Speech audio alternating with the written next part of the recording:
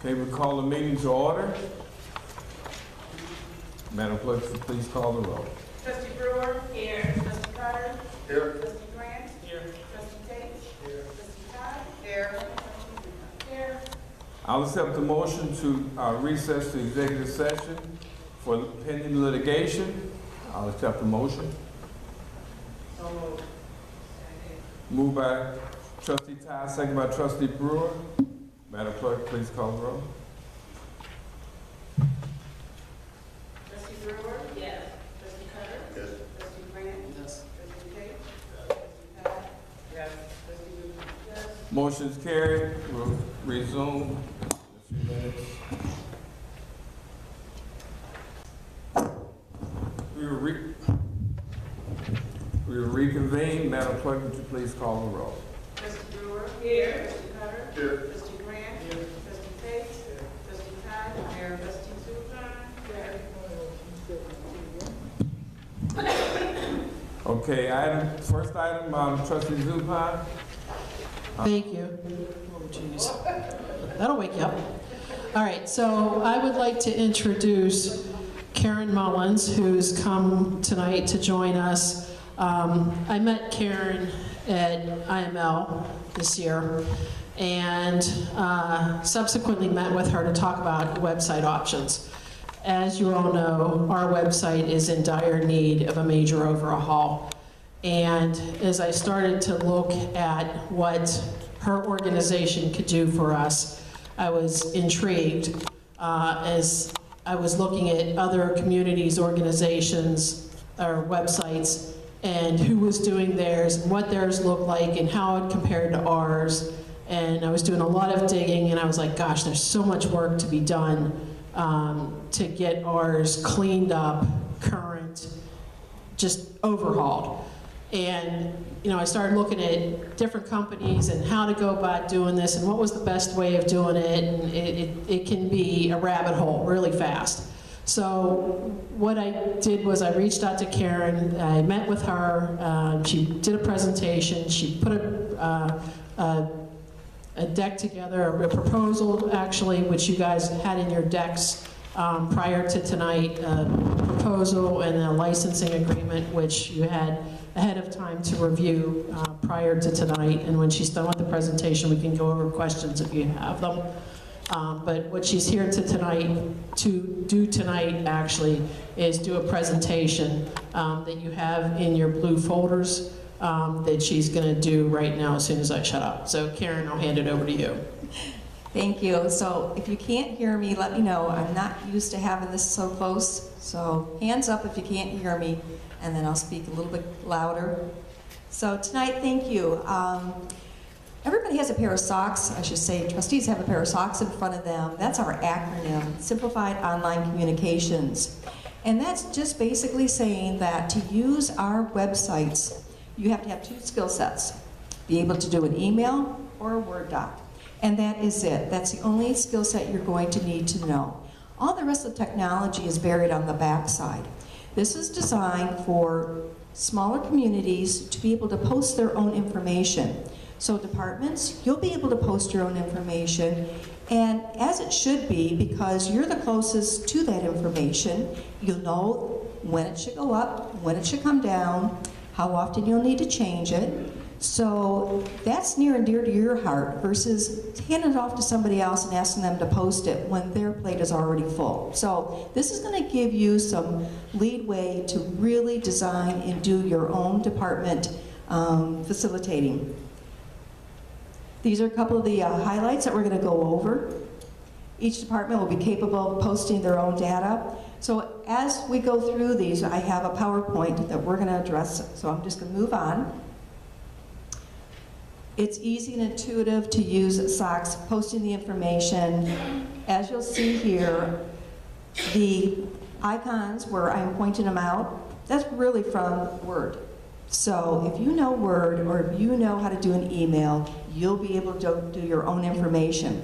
What's nice about using SOCs is each article or each story that you're going to tell is basically set with a beginning date and an end date. That means that you can stack your articles. Let's just say you have 4 or 5 of them with a beginning and an end date. Once you put those dates in there, they will go up on your site by themselves according to the date, and the end date, they'll come down by themselves. So that's what drives your articles, by those beginning and end dates. Another way to post information, you're going to be getting a free website app. You'll be able to post on the go. Let's just say you guys have a lights parade coming up, I think on Saturday. So if somebody's standing on the curb taking a little video of that light parade, you, from that curb, can post that right from the curb to your website. You don't have to be in front of a laptop. You can do it right from your smartphone. Again, same technology, same way that you do your website, you'll be able to do it right on the go with your phone. So that's a free app. I should say everything that I'm talking about, all these different features and benefits, it's in one single price. So everything's going to be covered in the price.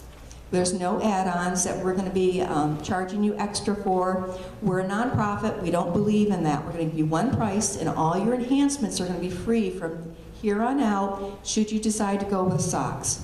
So everything we do new, this was an enhancement that we released last December. Nobody paid for it. They all got it free. Economic development. This is an area that a lot of people, I should say, in smaller cities and villages that really are trying to drive this area of economic development. And the only way you'll be able to do that is to highlight your businesses. And so it'll be easy using Sauks for anybody to find those businesses on your website, and they won't have to be calling you and asking you questions about it, because once they select a business, you can highlight and click on that business. It'll take it right to their website if they have one available. But this is designed to really promote the businesses in your area. The next thing you'll be able to do is each department will have a contact area. So let's just say we've got an example here of streets and sidewalks. Let's just say a constituent is walking about and there might be a hole out there that they feel concerned about. And they could go to the site and go to the department for sidewalks and streets, and they can voice their concern there, and then they post their information. So this would go to that department. Let's just say there's a billing department for water. Water, you can have your own section there where people can ask questions about billing. So everybody will have a section where this information will come directly to you. It won't go into a central database for questions. They'll come right to the department that owns those issues. And the next one is the calendar. The calendar is one of the things that people love about going in and using Sauks once they're accustomed to learning how to use it, and it's super easy. You can have as many calendars as you want, so each department, you can have your own calendar. It's going to roll up under the village calendar, so you can make, each department can be a different color, and constituents can go in and they can mark the things that they want to their calendar. We talked about the lights parade coming up on Saturday, and they want to make sure that they attend that. They can go to your calendar and download it to their phone, and then they will have that notification for that event coming up. You will get a free mobile design of your website. So there's varied ways that you can do that design. It's totally up to you how you want to do it. We'll give you different ways that you can construct the viewing. But it's, once again, it's one of those things where it's keeping you connected to the community through the smartphone. Everybody's living on their smartphones. They want to do everything through their smartphones now. So you're just going to reach out now and connect with them through that way. So this is the latest technology, is basically doing stuff for yourself, posting to your website, and then providing information and content to your constituents.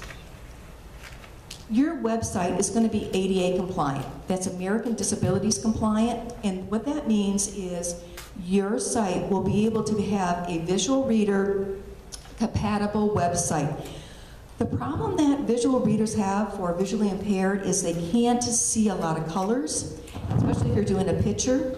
So What you have to do is basically label your pictures, but when it comes to your font and all of the different things that makes it ADA compliant, we're going to help you out. We go through each one of our clients, through each quarter we go through each one of our clients, I should say, and we double check to make sure you are compliant. Now, as you're creating that article to go out, we're talking about the board minutes, you can click a little icon to make sure everything's ADA compliant on there. Let's just say something's not, maybe the font size is too small.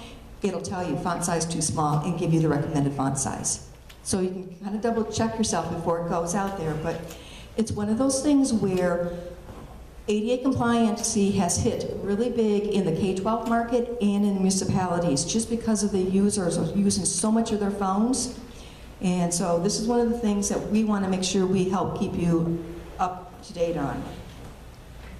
Some of the things about Sauks, again, we are a nonprofit, so that means unlimited training.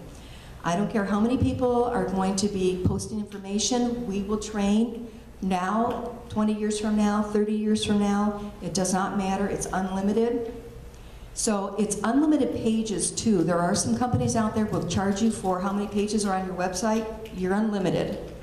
Your pictures are unlimited. I don't care how many pictures you put out there or articles. So just rest assured, put your content out there and don't be afraid. When your content is, we talked about the beginning and end date, when that end date rolls around, it goes into an archive. So that archive is always available for your constituents to find those articles that they might have seen 3 or 4 weeks ago. They can still find it. The other thing that you'll want to know is every 3 years, you will have a free design offered to you. So you can do this first design. In 3 years, we'll probably have 9 to 12 new designs. You can choose a whole new design.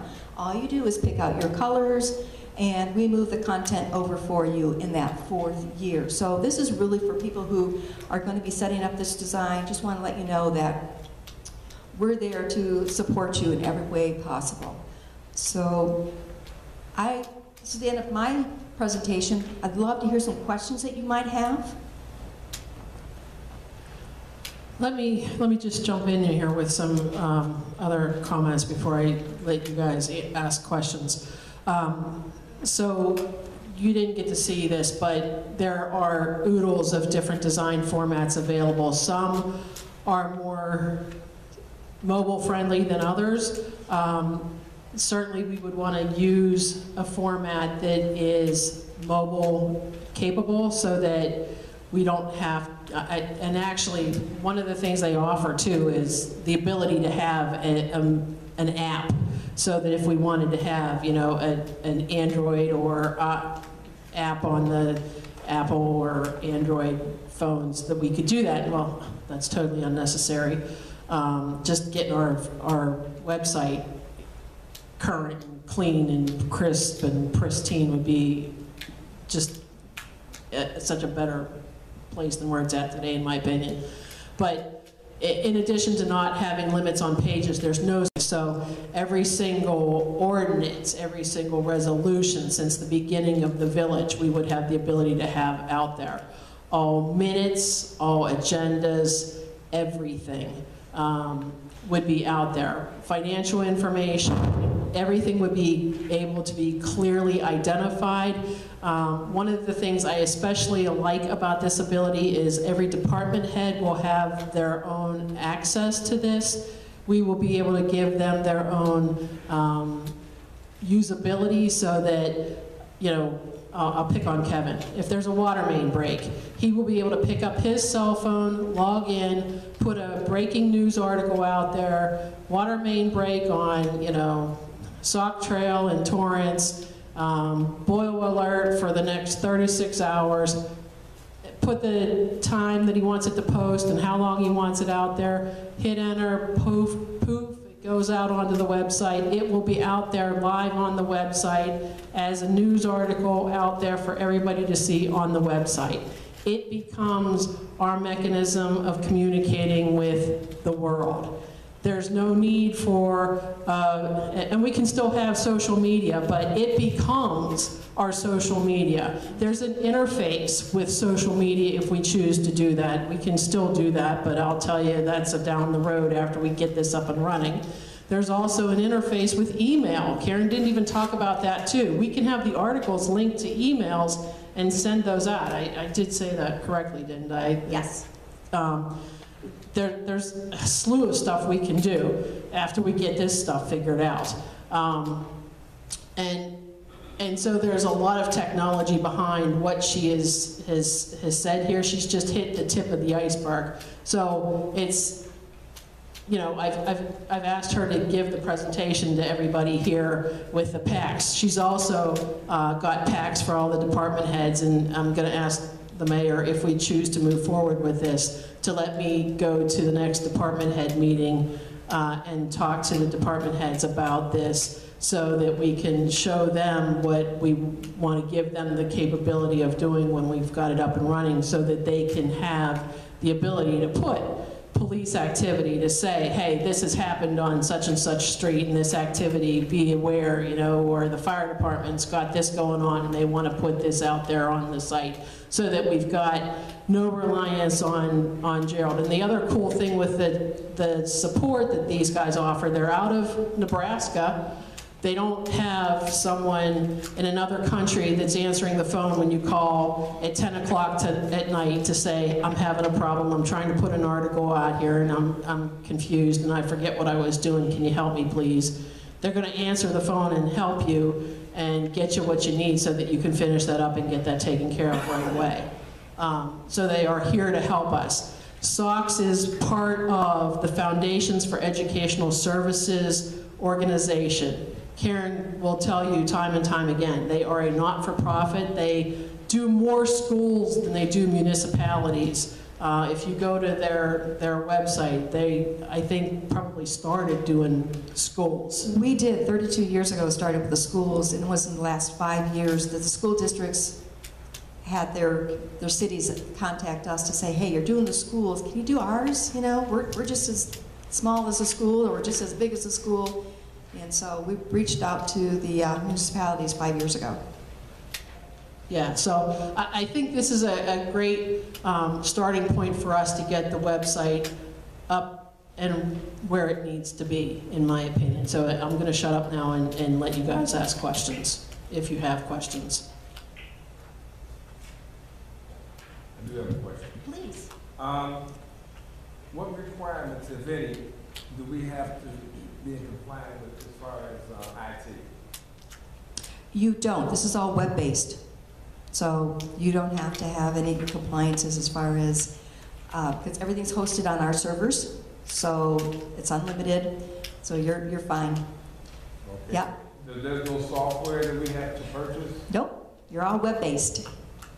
So that means that you could go home and got that article you wanted to do, you could do it at home now, because you just open your laptop and do it, or do it on your phone. Now, with you were talking about the department heads getting notification. In other words, if a citizen says, I have this on my block or whatever, would that department head have to answer that person? I mean, they're not going to go on the website and answer that general question. Right, it goes right to the department, and the department would respond. You would have to set the precedence on that, just to say, how would you like that responded to? But that capability is there, absolutely. So you might have one person in each department that would be manning those questions coming in, or those concerns. But how would I get back to that person that They will be giving you their email address, so you'll reply back through that way. Yeah. So there's one admin app, or there's an admin app for each? Each one of you. Each one of us. Each one of you will download it from Apple or Android to your phone. Absolutely.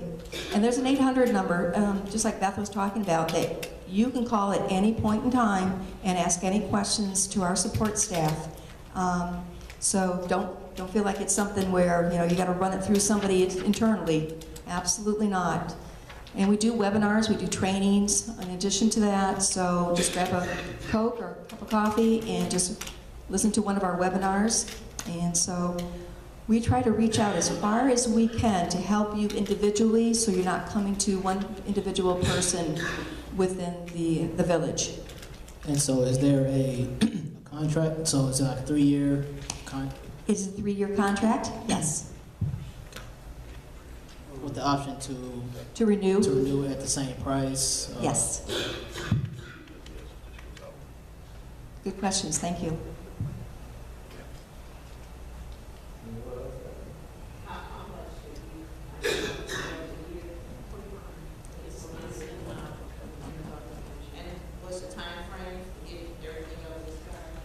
We can have it up in 30 days, but that's basically getting the shell of your site and putting all your different departments where they are. That's not including how long it would take for you to move your content currently, as we were talking about, to the new site, but we can have that shell available for you in 30 days. Who would be the contact person here at the village? I'm not sure, I'm not sure Thanks. who we wanted that. Contact person here in the village. I'm not aware of that just yet. No, you, well, I got what you saying. Yeah, And this, and we haven't decided on the contact person, yeah, okay. So this price that we see here, that's what we're charged each year. That's not going to go up. And we're locked in for 3 years. you're locked in for 3 years, yep. And all the enhancements that you're gonna get over the 3 years, you're not gonna be paying for. So we could do another app of some sort, and you would still get that for free. Mhm.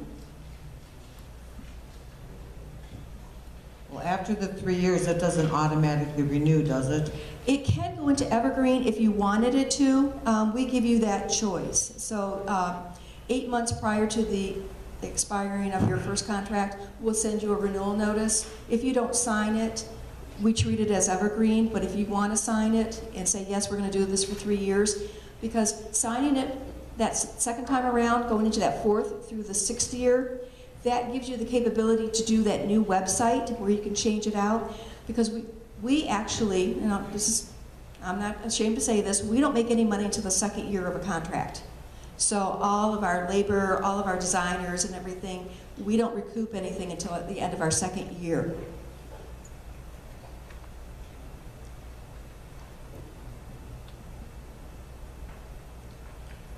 You have a question? Any more? Okay, well, thank you for your time this evening. I really appreciate it. Thank you. So Mayor, before we move on, I would ask that we put this on next week's agenda to be voted on. I just have a quick question though. Where is this coming out of in our line item in our budget?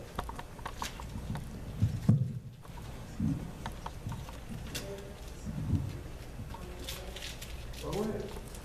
You and I had talked about it coming out of the proceeds of, was it the laundromat for this year? Yes. It will come out, we use that proceeds from the laundromat to pay, the money that we got reimbursed for cutting down and doing some of the grass and, landscape work throughout the village. So we got reimbursed for that, and when we get reimbursed, we put back into that fund. Wasn't there something else coming out of the sale of that property? That was for the Civic upgrade. Civic. Yeah, I cannot remember. Okay, Madam Clerk, could you put that on the agenda? Okay, item number 2, Trustee Todd. Thank you, Mr. Mayor. On the agenda, I have 2 ordinances that need to be brought before you. The first one is the false alarms. Is there any questions on it? Have you gone through it, read it? We basically simplified it. Yes, thank you, trustees, Todd, for bringing that up. And the one thing with the false alarm, if you've gone through it, once we pass it, it then goes to the police department. It's up to them to enforce it. The chief has advised me he's going to have a letter that will accompany, like, the warnings. You know, if you look at the fines, you get, you get 2 in a year. And it starts January 1st of each calendar year. So it's not like they're going to bring this ordinance back up to us January of the following year. Starting January 1st, this is, they'll get a warning letter. So the chief is working on the warning letter. If there's 3 false alarms, now they're going to get a warning letter and a ticket. And it'll be $50.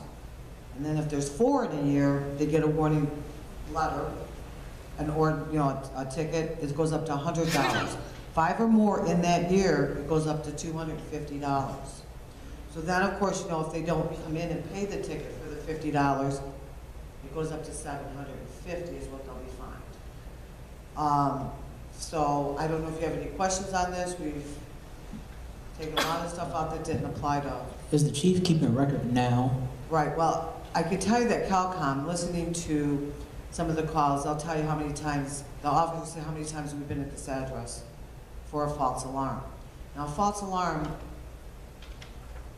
it would be, if your alarm goes off and they try to contact you, because your alarm company is going to call you first. They don't call directly into the police department. And they can't get a hold of you and they send an officer out, that's a false alarm. Now, if the alarm goes off and you say, please send an officer, that's not a false alarm. Because you said, would you please send them out? But if your alarm company can't get a hold of you, you'd be amazed how many. You hear the same address, the alarm company can't get anyone. And I know my alarm company, I have 2 or 3 names on there. If they can't get me, then they go to the next one.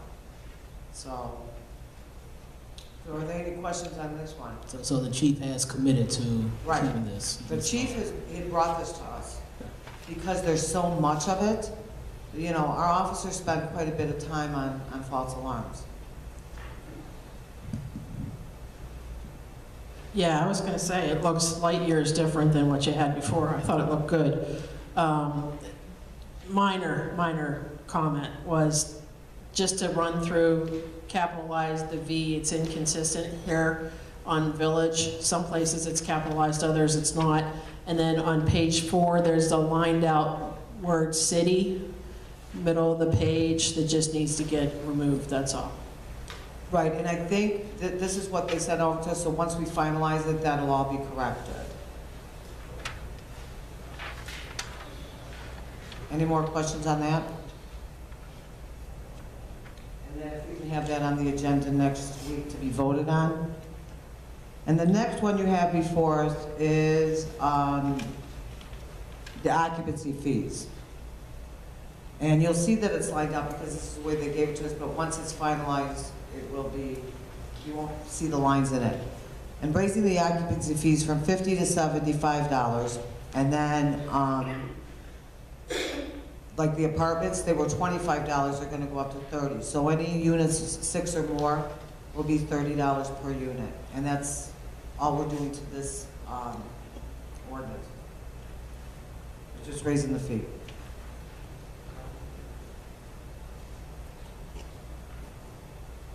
So is there any questions on that? Okay, can we have that on the agenda as well to be voted on next week?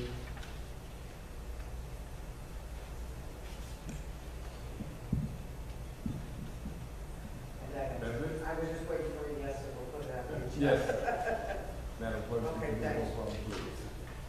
Thank you. Next item, discussion and review of resolution approving the intergovernmental agreement between Cook County and Sauk Village for the Invest in Cook grant. Pass the mic down.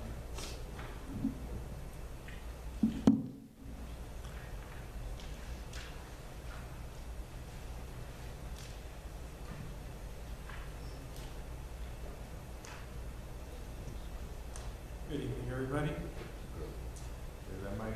Yes. Does it work? Okay. All right, so the board has a copy of the resolution and the IGA from Cook County. This has been reviewed by legal department, as well as the Cook County. Well, actually, this is the IGA that was provided to us by Cook County. Just a little background. The village applied for a grant for Phase 1 engineering in the Logistics Center. This would include Phase 1 engineering for roadway expansion and rail spur expansion in the Logistics Center. Cook County gave us the grant, they awarded us the grant. The intergovernmental agreement spells out the terms and conditions of that grant. The grant is for $350,000. The village's match on that is $100,000. The $100,000 will be from the TIF funds that are available out of the 9010. That's where we're preliminarily taking that from. So it's pretty straightforward. It's very similar to the intergovernmental agreement that we entered into with Cook County with respect to the 223rd Cornell project. It basically spells out that the conditions of the grant has to be used and completed. Typically, we're looking at about a 18-month turnaround time, but the grant, or the IGA, would have to be completed and after we receive the notice to proceed by December 31st of 2020. So we've got time to use it. I don't anticipate it taking that long, but nevertheless, that's what it's for. There's also a resolution that authorizes the mayor and village clerk to enter into and execute the intergovernmental agreement with Cook County. That's all I have on that. Are there any questions? I have a few questions. Now, I'm just trying to get some understanding so we could talk about the $350,000 grant. Now, it's my understanding that this $350,000 grant is just for the engineering study. There's no actual work being, this is just for the study. And it's a grant that Investment Cook County awarded us for $350,000, right? That's correct. Okay. The grant was awarded to us to complete phase 1 engineering study within the Logistics Center. Cook County's already provided a higher level overview of the engineering and layout, or potential layout, for the rail spur as well as the roadway, as part of the Lincoln 394 logistic corridor study that they did, which took about 18 months for them to complete. So the $100,000 is going to come out of TIF. Which TIF is that? It would come out of TIF 3, which is the Logistics Center TIF. Okay. So that would be the area that's covered under that. Okay. Now, facts are that there hasn't been any growth, really, or lack of growth from the 80s, 90s, and early 2000 for this particular rail spurs in that area. What I'm concerned about is that we've invested a lot of money in there, even though it's a grant, that this might not be something that is going to benefit Sauk Village in the long run, because it has been sitting idle for quite some time. Now, it's my understanding CN railways, but however, what is the railway contributing? How much is they going to contribute to our to the TIFs, to get this project started, once the study is over? Are they going to contribute any money? That's my question. Okay, well, respectfully, I'd have to disagree with you. This project and the development of the Logistics Center most definitely would benefit a village. And I'd also have to disagree with you on your perception that there has been no growth. The fact of the matter is that the village's financial gains out of TIF 3 have been far greater than they were just a few years back.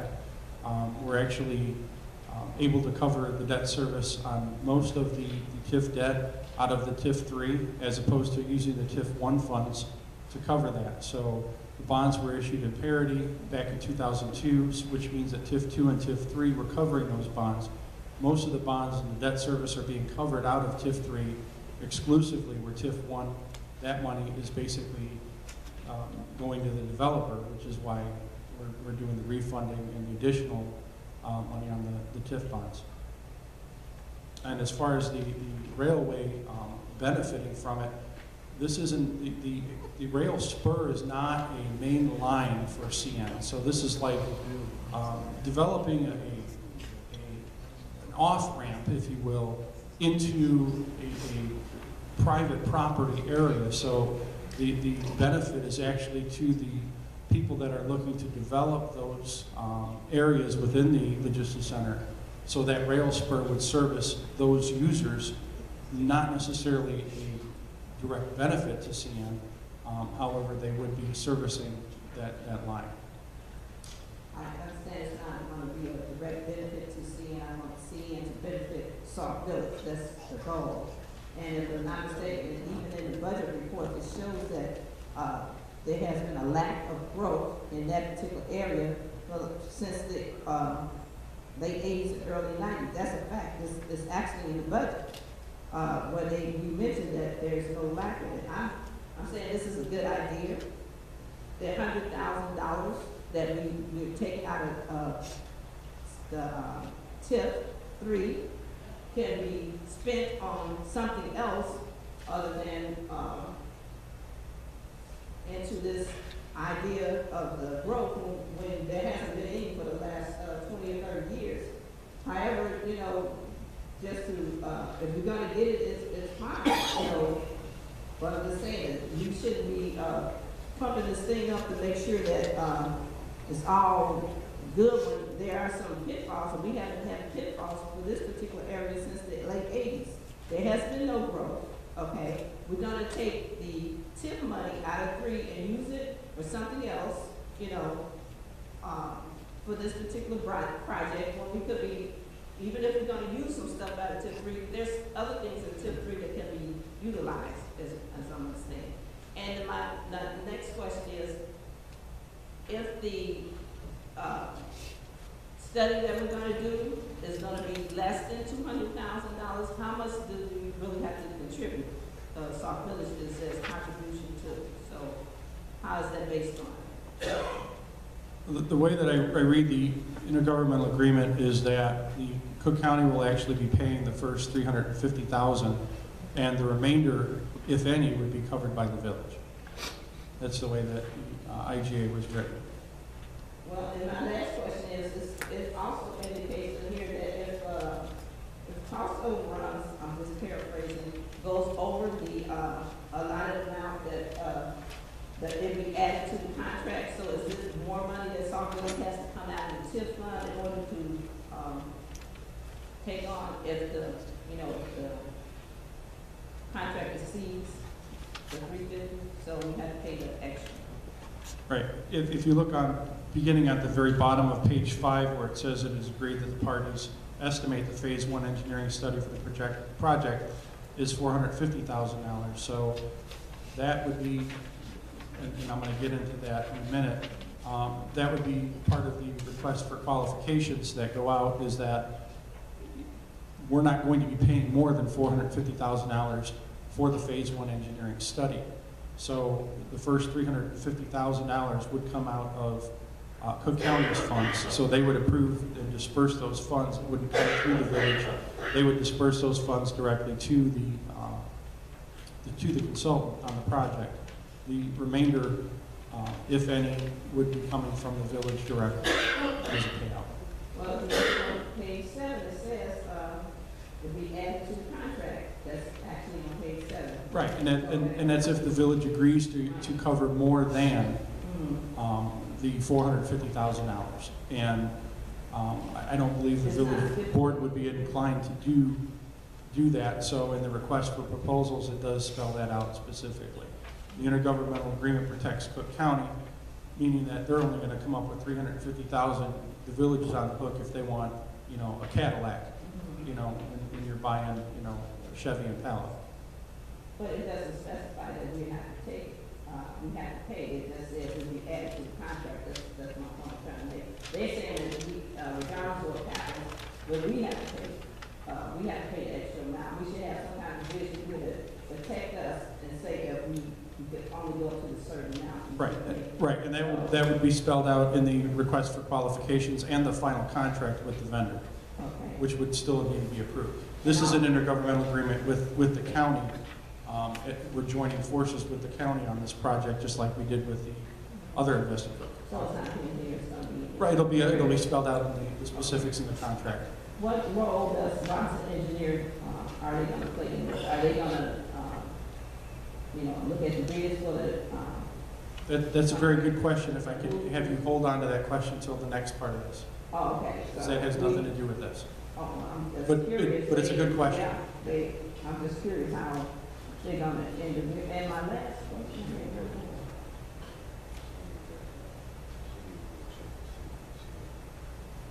I'm sorry.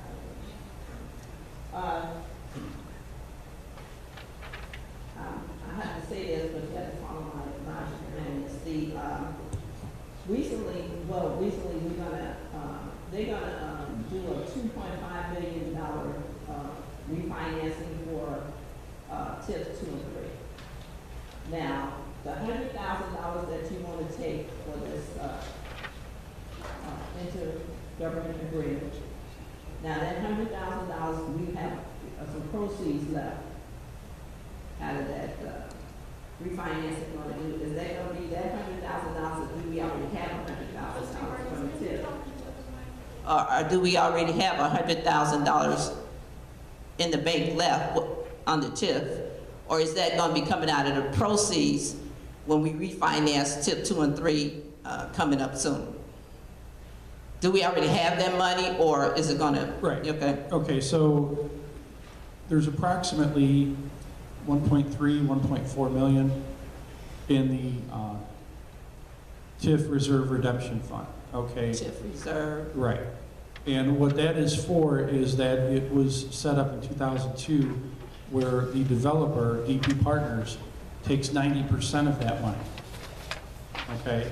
As part of the redevelopment agreement with the Logistics Center, DP Partners put down some $20 million in investments, in infrastructure. So as part of an inducement for them to do that, the village agreed at that time to do a split 90-10 on that disbursement for that.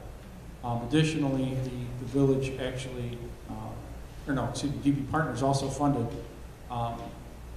that reserve redemption fund to the tune of about 3.8 million or 3.4 million to cover the amount that we needed for the debt service coverage on that. So we have to have 1.25% coverage in there. They wrote a check, put that money in the village's account, so that way that money starts to flow to them on a 90-10 basis. So and actually, where you're saying right now in TIF 2 and 3, we have 1.3 million. Is that what you're selling? in TIF 3, there's monies that are set aside to cover the debt service on those bonds that was put aside by DP Partners. So it's like 3 point whatever million It's 3 there. point. It's not the, it's in amalgamated, it's the village's money indirectly because it covers any shortfalls in the debt service.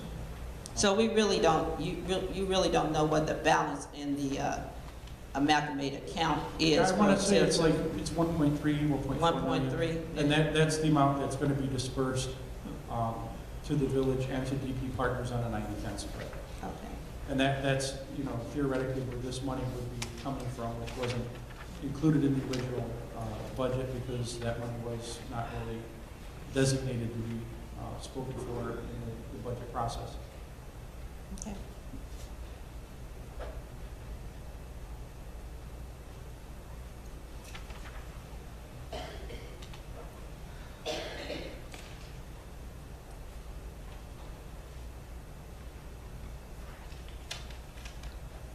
I'm finished. Okay, there's nothing else. I mean, if anyone else has any other questions. Oh, other than who drafted this? I'm sorry. Who drafted this? Cook County's General Counsel. Oh, Cook County, okay.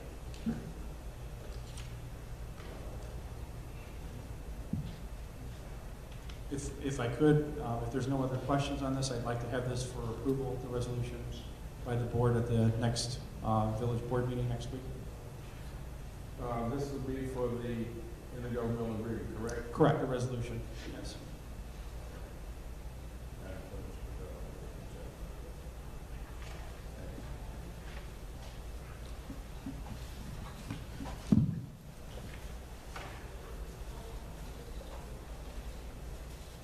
curiosity.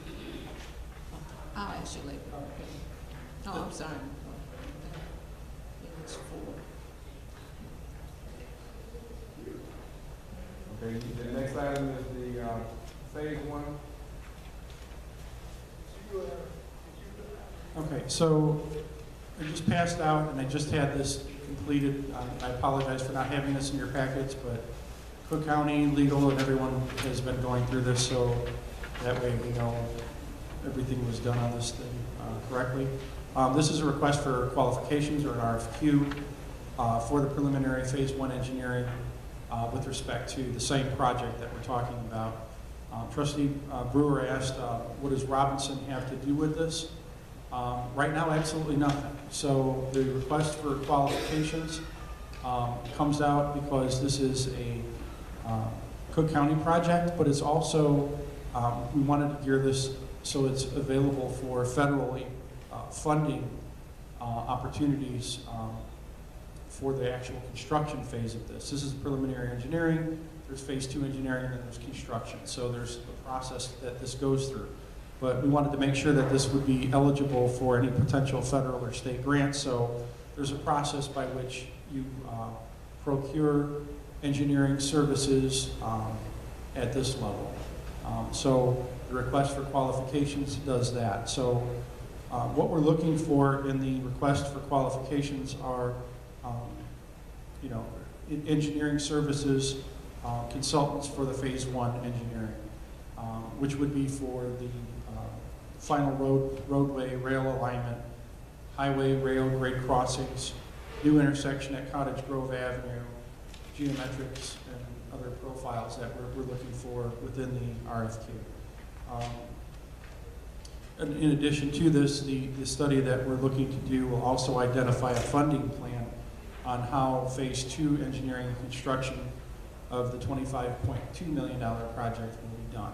So that's part of the request that Cook County put out when they put the Invest in Cook grant and the intergovernmental agreement together, is that the consultant that's eventually hired to do this will have to spell out and identify how this is going to be funded, how we can move forward to phase 2 and construction. So that the scope of the services are identified, the deliverables to the county and to the village are also identified, the request for qualifications, SOQs are also identified. We also have an evaluation and a scoring method on how we're going to choose the consultant on this project. And I kind of just want to touch on that. Once we have the responses from the potential consultants or engineering firms, we will do a scoring process on this. What will be experience of the consultant or the firm, the particular type of projects as described, they'll get 25 points for that. Technical approach will have an additional 25. Experience of the consultant or firm with the project process for the phase 1 portion of the engineering, they get 25 points for that. Current capacity to accomplish the work within the required time frame, there's 15 points for that. Working knowledge of the logistics center, there's 10 points of that. So we're looking for someone that's a little bit familiar with the logistics center, Sauk Village, that kind of thing. But we want to open this up to as many as we can, but we want to pick the right one. We don't want to have someone that's not very familiar with what we have here. So once we go through that process, we will share that information with Cook County. They will be privy to all of the ones that put in the request for qualifications. They will give their input back to the staff, and then we'll make a final recommendation to you. At that time, we will begin working on development of the contract with the consultant in accordance with Cook County's requirements for the IGA, and then the contract will be led at that point, and that process will begin. We're probably looking at sometime in January or February before we actually get to that phase. Any questions?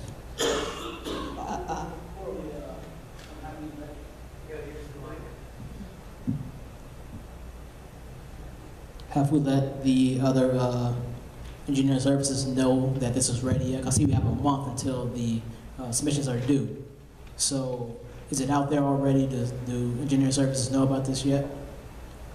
No, they do not, and they will not. I don't anticipate that will be a problem. Typically, engineering firms can put an RFQ together in a few days, so it shouldn't take that long for them to do that, but we did put it out there beyond a 30-day time frame. If the village board is okay to move forward with this, we can approve the RFQ at next week, post it on the village's website, and put it out with SSMMA, as well as letting our own village engineer know, and anyone else that was experienced or had any knowledge with the Logistics Center.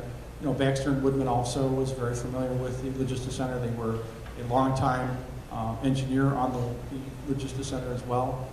So I'm sure they'll have an interest, and we'll probably put an RFQ in, but we'll see who actually does.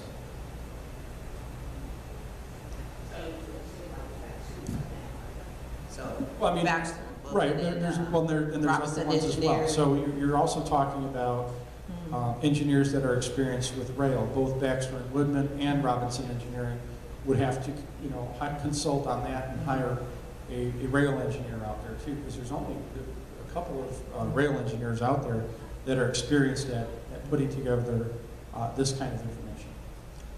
And my last question is that I noticed in here, I don't know, 1, 2, 3, 4 pages, you said the village staff will evaluate these different items, and I don't know anybody on the staff who's qualified to take on engineering projects like this. Right, so yeah. We're not going to be evaluating the engineering on this. What we're going to be looking at are the overall qualifications, and if they are scored based on the technical criteria that we put together on the scoring method.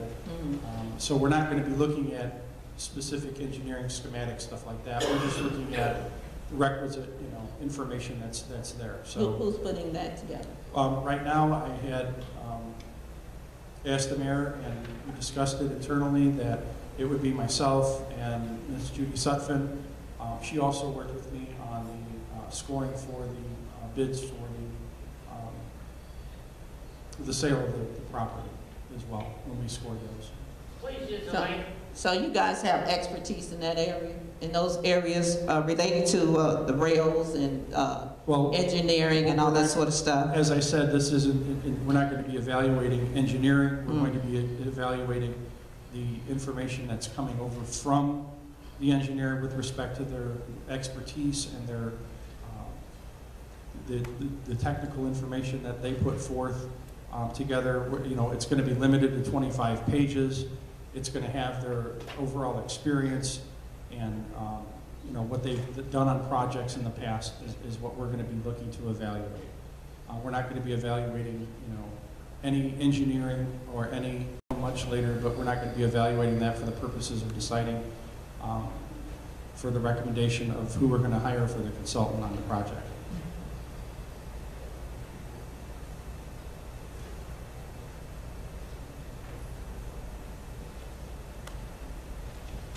Any other questions? Okay, for the RFQ,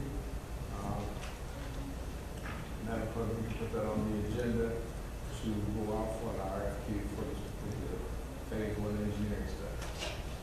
So that'll be on the agenda for approval? Yes. Okay. And just so you know, we will not proceed on any of this until the Cook County Board approves the IGA and we get a notice to proceed. So this will be out there, but until we get to that point, until we get a letter acknowledging that yes, you're approved and notice to proceed, nothing will be approved, nothing will move forward until that point.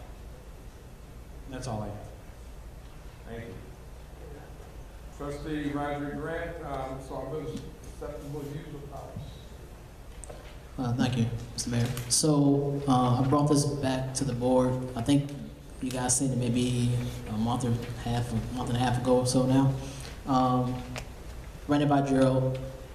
He decided that, well, we decided that it should be best to change the terminology a little bit. So instead of saying cybersecurity, we call it the acceptable usage policy, and pretty much just lays out just policies that we don't have in place currently that we should have in place in regards to certain issues of our cybersecurity and some of the IT issues that we have here. The only thing that's missing out of this, and that which we will go back and revise at a later date, is that when it comes to what kind of access will certain individuals have.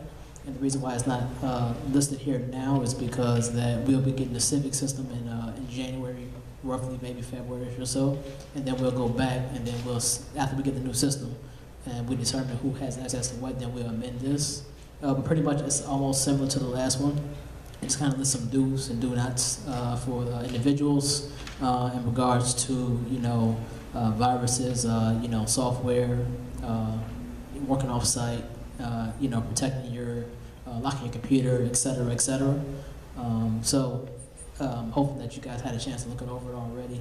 It was in your packets. Do you have any questions already, or anything that jumps out at you as of yet? I just had one comment. Sure. Is this on? Yep. If we could just please, on the last page, Mm-hmm. under monitoring and filtering, in parentheses, it says under certain conditions. I would ask that we would remove that. I think we've got the right to always be able to audit at any time, not under certain conditions. So I would ask that that get removed.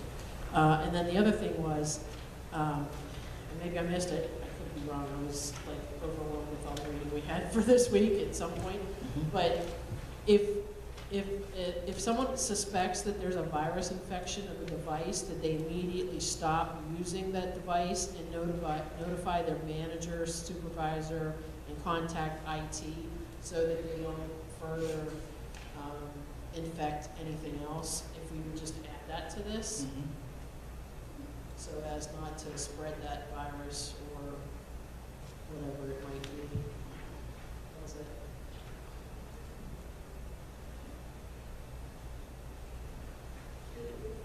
I have a question. Do we have any kind of firewall, Trustee Grant, that we could get, that would, we could put on the IT to keep us from, how can I say it, attaching it to other Gmails or other Yahoo accounts or anything like that? Do we have a firewall? This goes to Trustee Zupan's question. Do we have some kind of firewall that we can install to, is that possible? I mean, I guess I don't. So what exactly are you trying to stop or prevent? Well, I mean, I'm looking for I noticed on here on the second page, it says, for example, village of Sauk Village mail to personal email accounts. Mm-hmm. So that's like standard these days. So is there any kind of way we can use, like you use it for that? A lot of things I do, like send it to my email too, to make sure I get a copy of it. Mm-hmm. Because a lot of things I get from village doesn't come through. But is there any way we put some kind of, I don't know if you call it a firewall? No, I get what you're saying. So you're saying that is there any kind of way that we can prevent forwarding official Sauk Village email or anything to personal accounts? There's something I was going to talk to Gerald, or been talking to Gerald about. If there's like something that he can get as a pop-up or an alert or something that says that, oh, Trustee Zupan tried to forward this to her personal account. So that's something that we've been talking about. And we're looking into it, but I think that's definitely a good point because we should not be forwarding any official Sauk Village emails, things that are in our Sauk Village email to our personal account. So I'll definitely add that when we go back and amend it, but that's definitely a good point though. Thank you.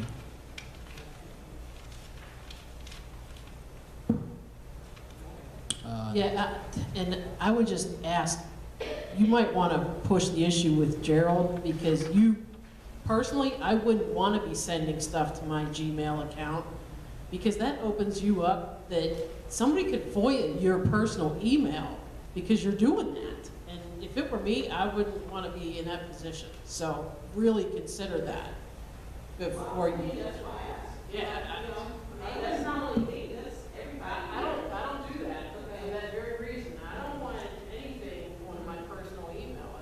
It sticks with SaukVillage.org. That's what they. So if you think you're not getting stuff, you need to push the issue to zero.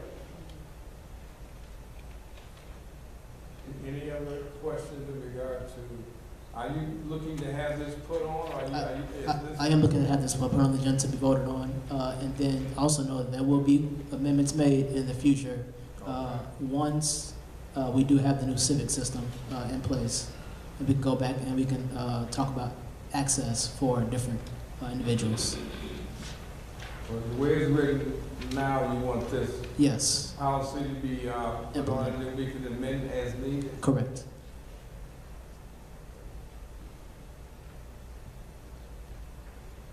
But if we add this on the agenda for next week, and it will be just like this, correct? Yes. Okay.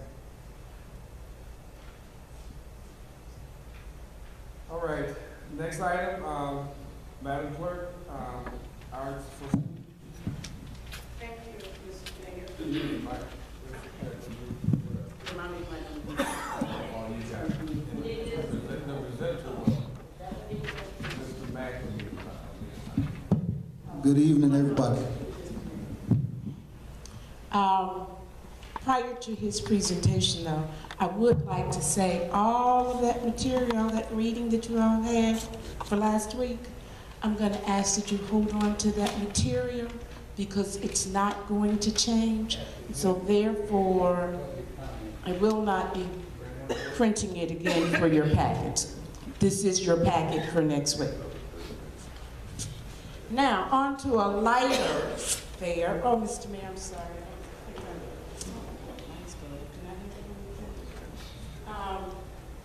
To something lighter, we've been taking care of quite a bit of business tonight that is relative to the village. What I would like to bring to you is a gentleman who's going to talk to you about something that we can do for our youth in the village. I first met this gentleman when he gave a 3-minute public comment over at the school district. And I was very impressed with what he stated, and I informed the school district at that time that I would be inviting Mr. Mack to speak with you, simply because the program that he would have would really impact all of our students, whether they attend School District 168 or the Sandridge District or the Staggers District. I think that it's something that we should or could open to all of our youngsters that's in the village. And just so that you know, prior to the actual invite, I did communicate with our trustee, and he acknowledged that we would be moving forward. This would not be my program, it's just something that I think that you all would be very interested in. And not to steal your thunder, but I want to tell them on the front end, it will not cost us a penny. Go forward. Hi, how's everybody doing? So my name is James Mack. I am the Executive Director for Arts for Students, and we are at the Theatrical Mentoring Program. So we train students in the area of theater, so all areas of theater, from dance to drama to set design to filming and editing. And we train them for 10 weeks, and then we put on a production. So our whole program.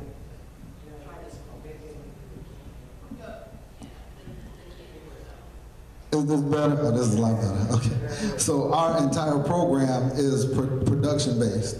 So we train the students. They put on a show. They usually do a winter performance and they do a spring performance, and everything is really about the production. Like, we celebrate the kids, so they put on a production for the community to come out and celebrate what they've learned and what they've accomplished. So every year the shows get better and better. So we introduce them to the area that they're interested in. We have a survey. that we send out to the students to see what they're interested in. Then we would get the surveys back, and then based on the survey, we know what programs to put in the area. It's a really simple program. Everything is pretty much ticket-based, and it's based on a parent. So our program usually holds about 20 kids per discipline. So the drama program, so it's 20 kids per instructor. So I don't even know. We are located on the south side of Chicago. We've done programs in Riverdale, Country Club Hills, CICS, Longwood, CICS Basel, Carver Military Academy. We have a list of different shows that we put on, depending on what the community may need. We're getting to a point where the children involved in the program can kind of decide which type of program they would like to put on. If they wanted to do something like Beauty and the Beast, and we design it where it talks about bullying, or if they wanted to do something, we did a Teenage Christmas Carol, and we talked about date rape. We take noticeable dramas, and we kind of change them to fit the format as to what's going on. If we wanted to talk about voting or anything like that, we would just put it in the production. We do PSAs. We just come out and we use this platform to mentor students, to teach them character, commitment, teamwork. I'm a playwright, so I had a contract to do stage plays with the Department of Health for 5 years. So I wrote stage plays based on AIDS, HIV, cancer, and it was really about getting the community together and giving them information about how early detection saves lives. And I did it for 5 years, and when I was doing it, I just noticed that it took a team of us to pull it off. I also noticed what I had to pay everybody. So the cameraman made $200 an hour, the stage director may have made $500 an hour, and I thought that maybe if we can teach young people these skill sets, everybody may not be going to college, but they can still make a decent living, doing some things in the area of theater, so it's a lot of different areas that they can dive into and do well in,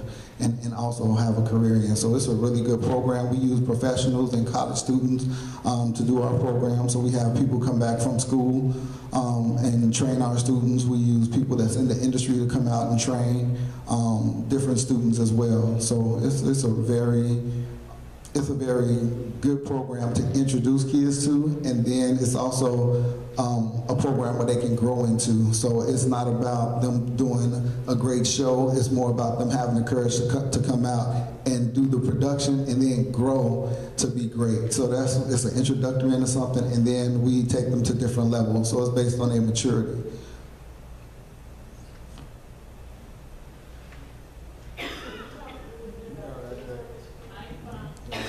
We also are sponsors for the CACFP program. So that's a Michelle Obama program where we can feed all the kids in our program. So we currently feed about 2,000 kids a supper meal. We have a catering company called Just a Dash that we particularly use for ours, where they cook all the food daily, and then they deliver the food, and then we warm it up, and we serve the kids a meal, a supper meal during our program. So we try to meet with the kids 2 hours a day, 2 days a week for the program, but the kids can come out to the location and eat 5 days a week. So it's a really good program. I got a couple of questions. I saw some of your addresses that you are affiliated with. Would the program be somewhere else other than here? The kids would have to actually go to where the sites are? That's a good question. So we would like to, we're working to send our instructors to the schools first. So we send instructors to the schools. So we're talking to the schools in Sauk Village, whether it be high school or elementary, to see if we can put programs in the school. And then we would like to put a program in the community center here and have the kids come over to the community center. So it's either or. Is there a minimum amount that you will work with? In other words, if we only get, you said something like 20, you only get 10, but is there a minimum amount that you would like to see? Once we start a program, we finish that program. It's just really, so each program is 10 weeks. So once we start a program, the kids will put a production on at the end of the 10 weeks. What we love about our program is that we have about 7 different productions going on, and all the kids are doing the same script. So if we needed to fill roles or anything like that, we can pull other kids from other productions to fill it so that they can put on a show, and then we can grow the program. Usually we never have enough to when we start a program the first time. It's usually after they see the production that all the kids want to do the show after that.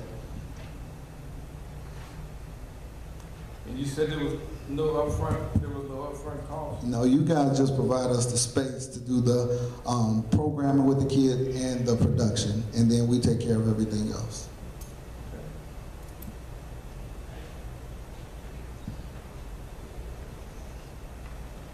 Anybody else have any questions? We provide our own insurance, so we insure the site of the locations, so we take care of that as well.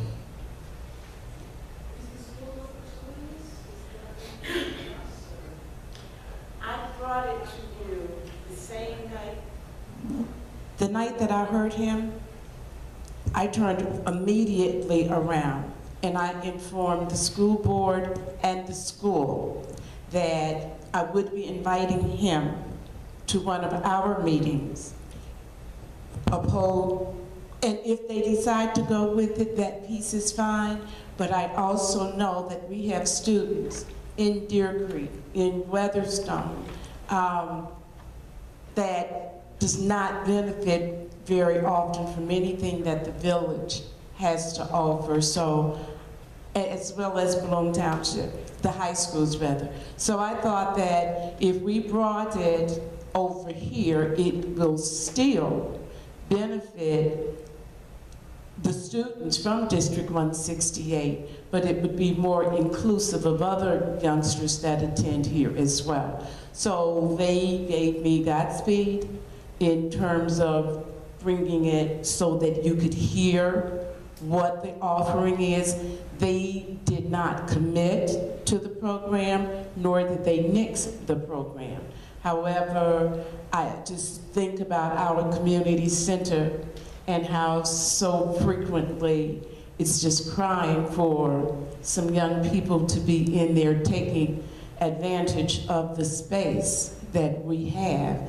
And I just thought, and as I said, I had warned them, if I could steal them from the district, I'll be doing it.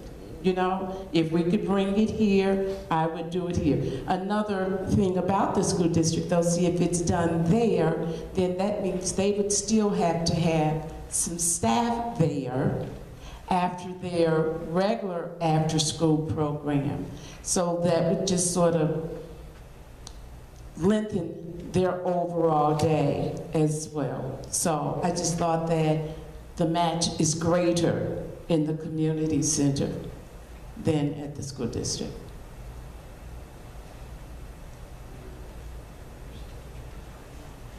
Anybody else have any questions? Particular age of the kids you're focusing on? Well, the focus with the best age group to start with that is middle school.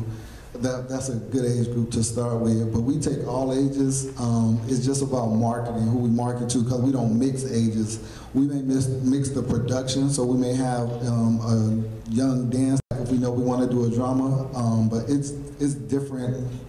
So like we wouldn't have a film program at an elementary level. We would have a film program at a middle school because we don't want elementary kids dealing with cameras and things like that. So everything is age appropriate. But as far as what we do, we have a martial arts program from kindergarten all the way to high school.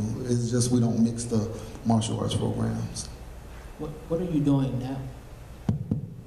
The production we're doing now is what are you doing now to market yourselves, to get your name and your production company out there?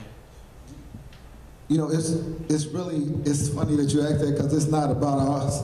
And that's what you'll learn about our shows. So even the tickets that the kids sell for the production, they get half of the ticket price. So we're not doing anything to mark it up. It's really about coming and celebrating the kids. It's their show. It's really them, teaching them how to have a fan base if they really want to go into this industry. So I just go and I meet with different schools, and then usually I'll invite different superintendents or principals to come and see a show. Like you guys are all invited. We're doing the Nutcracker this year, and you guys can come and see the Nutcracker. And you'll see that it's about the real community, like the community of people that's around the school, the business, the off-duty cops, the firemen, just coming and saying, look, we're going to get together and we're going to celebrate our children. So that way the first time they meet is not because they like pulling them over or anything like that. You have a chance to just really meet the community again 2 times a year. So it's almost like a townhouse meeting.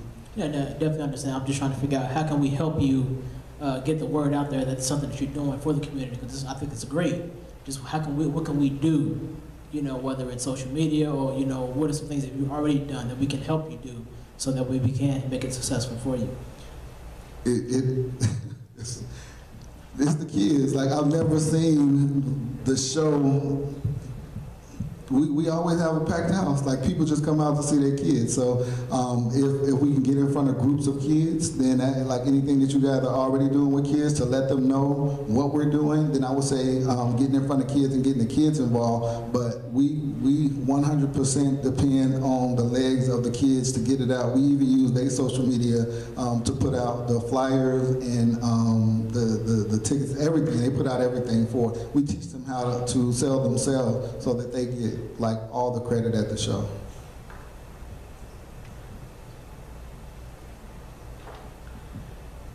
Any other questions? So I guess what I would want to know, can you hear me okay? No? I said no.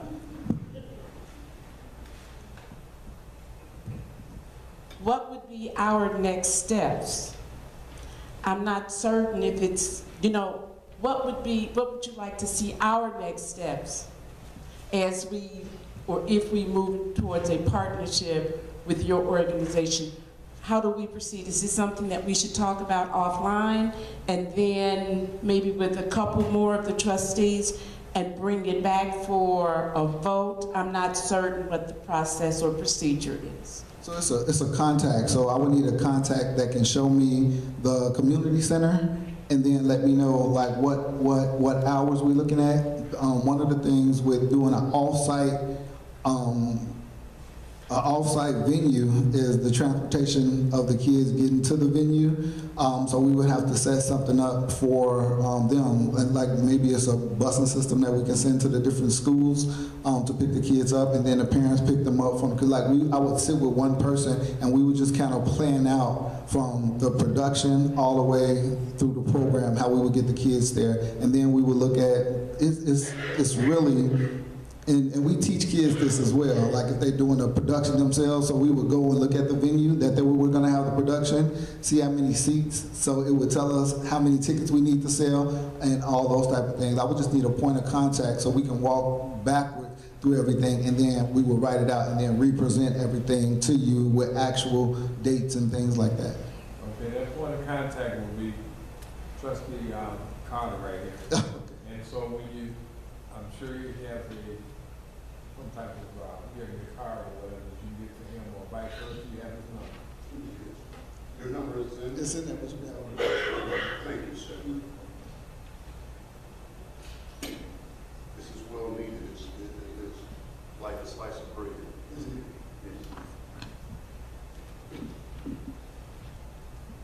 Okay, is there any other questions before he gets away? Okay, we will be getting in touch with you soon. Thank you. The next item is a resolution designating an authorized agent to the IMRF, Illinois Municipal Retirement Fund.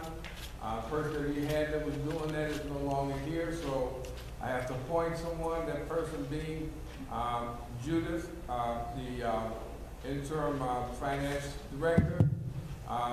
So she can be the one that will be answering all the questions and moving forward with the IMRF process for all the employees that are here in the village. So I'm asking the board to vote on this resolution next week at the board meeting. I'm sure that everyone got a copy. Real short and sweet. Are there any questions? Yeah, Mr. Mayor, I would just say we can correct her name, the spelling of her name, Yes, I saw that. and then probably should say Judith. I don't care. I mean, it's up to her, but her last name definitely should be spelled. Yeah, it's not Judy, it's Judith. You're absolutely right. Okay. That's on the resolution. Yes, it's spelled incorrectly.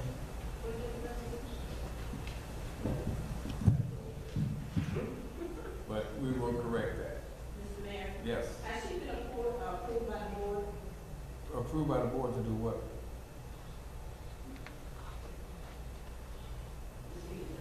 She's the interim director. You appointed her. Okay. She has been approved by No, the she board. hasn't. She's not full-time director. She's the interim. So she hasn't been approved. You haven't voted on it, no?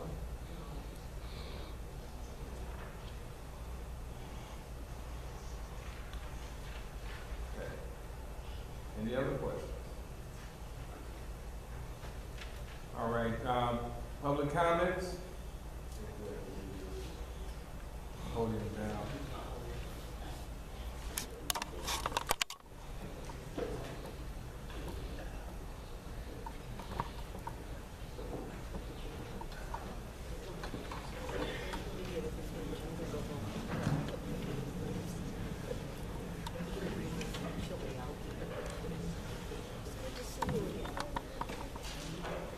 All questions and comments for the director to the mayor, each speaker may comment on any matter pertaining to village business. Each speaker is allowed one opportunity to speak for 3 minutes. You may not engage in debate or counter discussion, and I will listen to all comments, and I will respond at the end. Please state your name when you come up.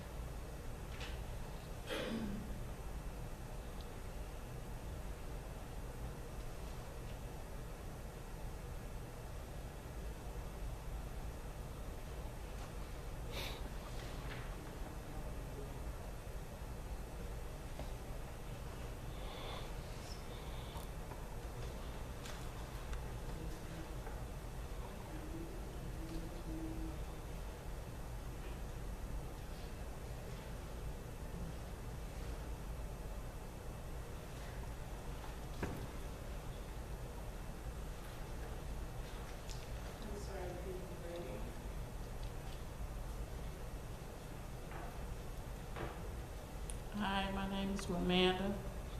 I had took my girlfriend to the doctor, and she for lupus. Comes to find out she didn't have lupus. She had H. pemphilia, which is in your stomach. It's a disease that's in your stomach from the water, from South Village water. She's been out here like 20-something years. That's all I have to say.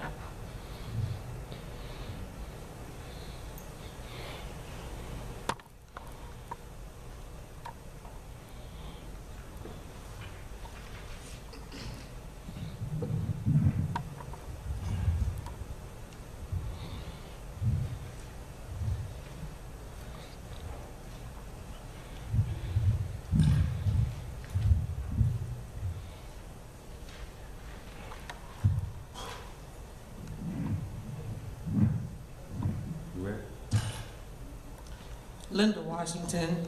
I just wanted to say that I think it's really an act of hypocrisy what I heard tonight when the gentleman came and did his presentation in regard to the youth in the village, bringing a program where they would do a play and could possibly do all these things for the youth. And when we have come before this board year after year asking you all to participate in a play that Neighborhood Watch did entitled Are You My Neighbor, we got absolutely no response from the board members at that time, and some of you all are currently still on the board. Also, we asked you all this year, after a year going by with not doing anything to assist the single parents in this village with back-to-school book bags.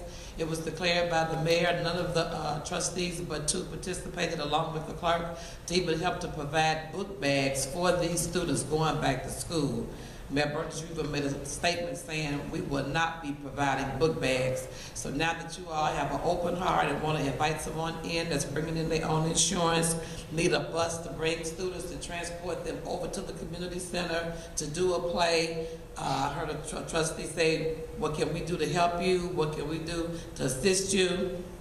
I'm all for it. I'm not against it. This gentleman, I don't know if he lives in the village or not, but we were trustees and elected officials and residents asking for help from our mayor and board and didn't get any help at all. I just think it's such hypocrisy.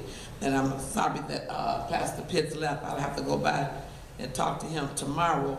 But after the prayer and the fasting and the crying and the ministers did, I was out of town at my stepfather's funeral. I wasn't able to attend. The ministers know why I wasn't at the revival. That social media is still full-blown. They're still doing it, still putting up pictures, still talking about people, still writing stuff on that negative page, like the prayer was never mentioned, like the ministers never came before us and said we need healing in the village. So I will be taking copies of all of the latest things that your people are putting up, your friends, your family. They're continually writing on that negative page talking about people, like the prayer and the pastors that were there from the local churches. I have an envelope full of stuff that they printed off today and showed me things that they've been talking about. And it's just so childish. As I look at the campaigns on television and I see how the governors and different ones are attacking one another, it's still with some type of diplomacy. It's still with some type of diplomacy. When I even see other elected officials in other towns that are running for office, whatever they're running for, they can attack that person's ability to serve in the capacity of whatever they're running for, but to call people stupid and put their picture up and try to distort their faces and just do stupid elementary things, it's just appalling for Sauk Village. That although you may not be doing it, it all reflects on you because it's happening in your village and evidently you don't have a handle on it. So I just think that some things that's done in the village where the residents try, although we try to impel and engage them to come to the meetings and to come and get involved, I do understand why they don't come, because if you're not in the inner circle, it doesn't matter how great your program is, none of you will support it.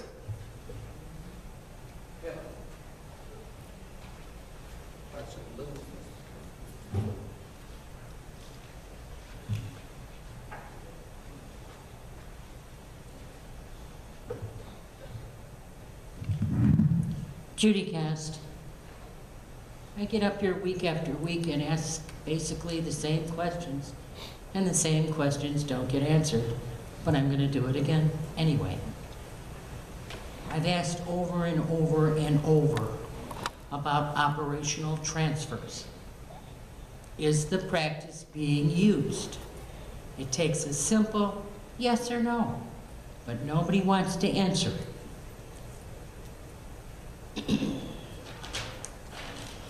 I've asked week after week after week after bringing it up to your, let you know what was going on. I asked about the furniture for the police department. I'm not hearing anything. I look at our police officers and I look back to the years that I've been here and what I have seen in previous years. The clean-cut, well-shaven, well-groomed, proud, stand-tall officers. Today, I see them. It's sad. They have a filthy station that doesn't get cleaned properly. They don't have a proper chair to sit on. And yet nobody wants to do anything. And if it's gonna take going to the public media and starting a fundraiser, then that's what we're gonna do. But I would like an answer. Are you or are you not gonna start taking care of our policemen? The FOIAs. The reason FOIAs are coming in at a regular pace is because every time you ask a question, you don't get an answer. And I get damn mad. And then I'm gonna send in a FOIA. And my FOIAs, months and months ago, I asked about the HR lady. You said, not a problem, I'll get it to you. I wanted to know about her resume, past experience, agreed upon hours, agreed upon wages, job description. You said no problem. Guess what? I'm still waiting. And that's shortly after you hired her. And nobody wants to answer that question. So I submitted a FOIA asking about a 1099. And it was denied. It was denied because of private information, personal information contained with public records, the disclosure of which would constitute the individual subjects of the information. It's an invasion of her privacy.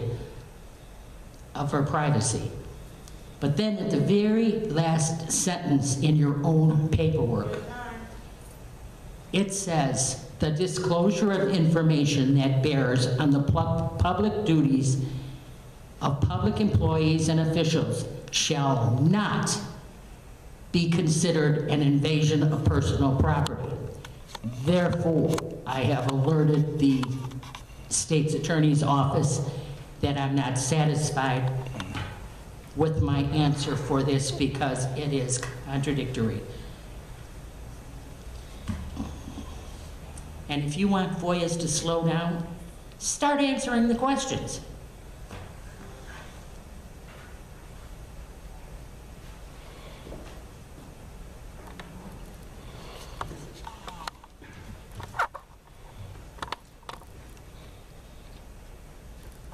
Mary Escobedo, I'm here again to talk about social media because you all seem to think that it's a joke. And you, Derek, sit here and say that the public can't talk about your people, but yet your people are still out there on social media. And I know last time you threw me off the microphone, and I'm sure you're going to try to throw me off again because you don't want to hear what I say. But I'm going to be here every week talking about social media and how you should be doing something about it, and you're not. And it's being duly noted, everybody's watching the videos, how you're not doing nothing, you're not leading, you keep saying that you can't control them, and so they're controlling you. And so obviously it means nothing to you the way you're sitting there with your head down, shaking your hands or whatever. So, I'm just saying. And again, when you were running during your campaign, it was said that there was a boy that was going to bring you down. Yep. Here it is. You're coming down. And also, I just want to say, people in glass houses shouldn't throw stones, because the person that helped Joe Wizawati write this stuff, I don't think she remembers that she told me that her husband cheated on her. I'm gonna leave that right there. Thank you.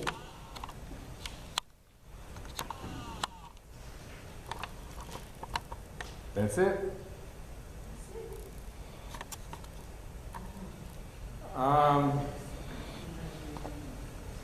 As far as operational transfers, I did answer that question last week, every time it's answered.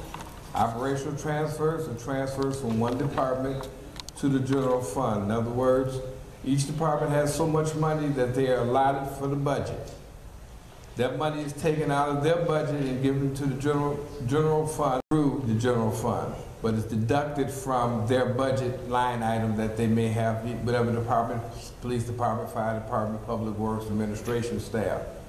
So that's what an operational transfer is. I explained that before. As far as the furniture, I've talked about the furniture. I cannot make someone do something as far as I've already extended to get new furniture, and Right now, what I'm going to do and what I said before, I'm gonna bring all this information back to the board before we start doing and purchasing things so they can see exactly what it is and how much it's gonna cost. The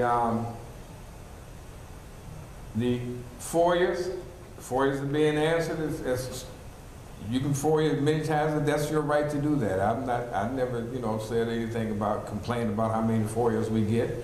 FOIAs are FOIAs.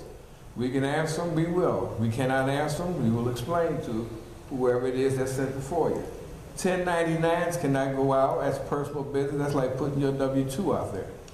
So that was the reason why that particular question was asked, that we can't issue someone's 1099 because it has too much other information on there. So that's something that we don't even control. I don't control disseminating anybody that works here W-2 form out to the public. So that's why that never happened. And outside of that, social media is social media. Comments from the trustees, starting with Trustee Bernice Brewer. Thank you, Mr. Mayor. I got a couple of things I wanted to talk about. The first thing is that I requested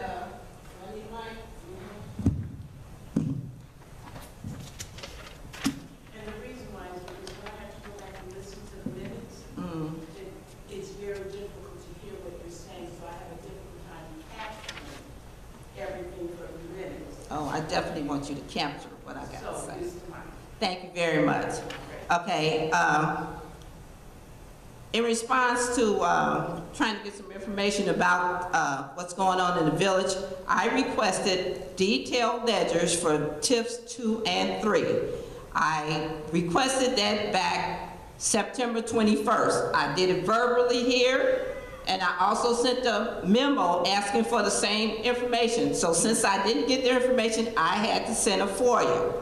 The second thing I requested was a detailed ledger for the water, sewer, and utility fund. Also requested that back September 7th. I put it right here in the town hall meeting. I asked the question, put it in a memo form. They did not respond, so I had to respond to a FOIA. So FOIAs are out there. They're just, I guess, slow getting responded to. The second thing I want to talk about is operational transfers. Even though the mayor just spoke on operational transfer, I think the issue was, why is it that we have the impression that the funds are not to be paid back?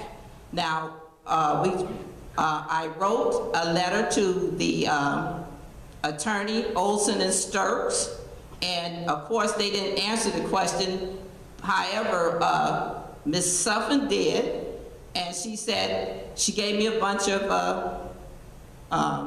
her version of what happened, but I asked for something in writing from the attorney, which we haven't gotten yet. That's been 4 or 5 months ago. So we would like something from that state's operational transfer to say that we have to pay this money back. Because as I understand it, we haven't paid back the water fund in the last 10 years. Some of that money needs to go back to the water fund. I forgot my last train of thought. The issue about social media. Now, once residents and even myself and trustees come up and we keep talking about the same thing, it seems like somebody needs to sit down and talk to the mayor or the resident about this issue, because apparently it's something that's irritating them, and not only them, but when I say them, I mean residents, but other people who want the same answer. What can we do? Because we want to try to get along. You're talking about our monies, and we're trying to get along. So we want to know, what can we do as trustees and the mayor to put a nail in this coffin and try to resolve this issue? Because social media will be coming on, and it's election time, and there's a lot of crazy stuff that's going to come out there. We want to know, what can we do as trustees and the mayor to help us along? So As far as operational transfers, we're still waiting for something from the attorney in writing. And also, I haven't got the detailed ledgers on TIF 2, 3, and the detailed ledgers on the water, sewer, utility, and utility funds. And I've been asking that since the September, around the 1st of September, and haven't got a response to it as of yet. So, with that being said, I would like the answers to my question, because we as the trustees are supposed to be watching the money. We cannot watch monies unless we get some reports, and we're not getting any reports. That's the end of my comment. Trustee Zupan? I have nothing tonight, thank you. Trustee Grant? Thank you. I only have one comment, and Madam Clerk, thank you for bringing in the presenter tonight. I think that he definitely has some good ideas, and I would definitely love to see the village partner with him, if we could possibly do, you know, for example, if we could have did a Christmas play or Easter play. I think that would have been very nice for us. Too late now, but you know, I hope that in the future we can like work with him and, you know, definitely make something happen for the community. That's all I have. Trustee Todd? Thank you, Mr. Mayor. I only have a couple of things. A couple of weeks ago, I had advised you that I had sent an email to HR, and I CC'd you on it, and I've sent it twice, and I've yet to hear anything. So could you please have her answer the email within the next couple of days? Okay. I mean, I don't think I should have to send it 2 and 3 times, so. The other concern I have is the answering of the phones here at the Village Hall. I have gotten several calls, plus it's also happened to me where I will try to call into this Village Hall and no one picks it up. Now, it will go to a voicemail. Who pulls the voicemails? I've had residents tell me they've left voicemails, no one ever returns their calls. I was in here on Friday, and I happened to be in the front looking at ordinances, and several of the young ladies were sitting there and the phones are ringing and no one's picking that up. One of the things when it comes to customer service, and I've been doing customer service, that's what I did on my job. You can overlap. If you have a customer at the window, your phone is ringing, you ask them, can you please hold, answer the phone, get it where it needs to go, or ask them to hold and can finish conducting the business. This is a big complaint with our residents that they cannot get through to this Village Hall. And I'd really like to know who returns the calls from the voicemail. In fact, I listened to the voicemail message and it says it's the village of Sauk. Sauk is in Wisconsin. This is something petty, but it should say the village of Sauk Village. The other thing I noticed, because I know that we close from noon to 1. You can pick up your building permits from 10 to 2. Well, if we're closed from 12 to 1, how do you pick up building permits from 10 to 2? You're closed from noon to 1. So you may want to redo what the building permits and maybe 10 to 12 and then 1 to 2. Because if someone comes in and you say from 10 to 2 you can pick up this building permit, there's nobody here from noon to 1. But I know that you have some extra people. So if you have part-timers, are their hours 8 to noon and then 1 to 5? I'm just asking. I'd like to know what their hours are. I was told that you have an individual that comes in here at noon. Now, I don't know if she's getting paid. Eats her lunch and maybe starts at 1. And this was reported to me by a resident. So these are my questions. And I think that you might want to look at as to how they're answering the phones. Now, I called in here actually yesterday. And a young man answered the phone, stuck me on hold real quick, came back and said the person wasn't in. So I happened to have a sheet at home, and I looked to see because I needed to get a hold of the interim finance director. So I dialed the number that I thought would go into that office. she was here. He said she wasn't. And I have a feeling that, and I've been told by some of our residents as well, they are told people are not here, when in fact they are. So I think when the young man answered the phone, he could have asked who was calling, and I don't even know if he went to look for her, and I don't even know who he is. I don't know, I'm not aware that we had a part-time worker that was a male. So this is one of the things that I think needs to be addressed, because if we're here for the residents, you want to make sure the services that we're providing, they're able to get through to us. And that's all I have to say. Okay. If you're available tomorrow, I will personally show you everything except for the, as far as the calling. I'm going to find out about that. If they're not getting back with the people, with the residents, that is a problem. So when someone calls and leaves a message, that message should be answered. So I don't know the circumstances why the person didn't pick up the phone, but if a person left a message or left a voicemail, that voicemail should be answered by someone. So that part is correct. I will definitely find out about that. So yeah, we do have 2 part-timers, and the hours are staggered. And but I will find out about that. And as far as the greeting is concerned, I will definitely find out about that, because it shouldn't say Sauk, it should be Sauk Village. I don't know how old that greeting is either, so I got to find out about that. Well, the email, just have the HR, she could please email me. Okay.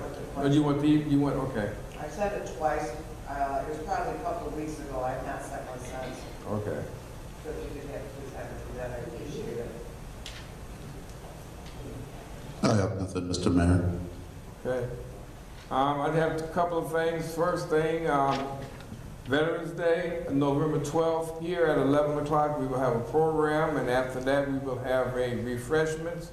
So all veterans are invited, and all residents are invited. The veterans will eat first, and then after that the residents that are not veterans that are there will eat after that. We will serve the veterans first. Again, that's Veterans Day. The village will be closed that day, but the door will be open for the program, and it starts right here at 11 o'clock. The next thing I have is the Sauk Village annual Christmas parade. The Santa parade will be Saturday, December 1st at 10 o'clock. They will drive around in the community, and then around 5 o'clock, we will be lighting the tree, and Santa will be available for pictures. So it'll be around 5 o'clock. I'm not saying, depending on the weather, it may be a little bit before, a little bit after. We're looking at Santa to be ready to be back here by 5 o'clock. So you can bring your cameras and take pictures with Santa, and we have some light refreshments. That being said, I'll accept the motion to adjourn. Moved by Trustee Todd, second by Trustee Brewer. All in favor? Aye. Motion carried. Thank you.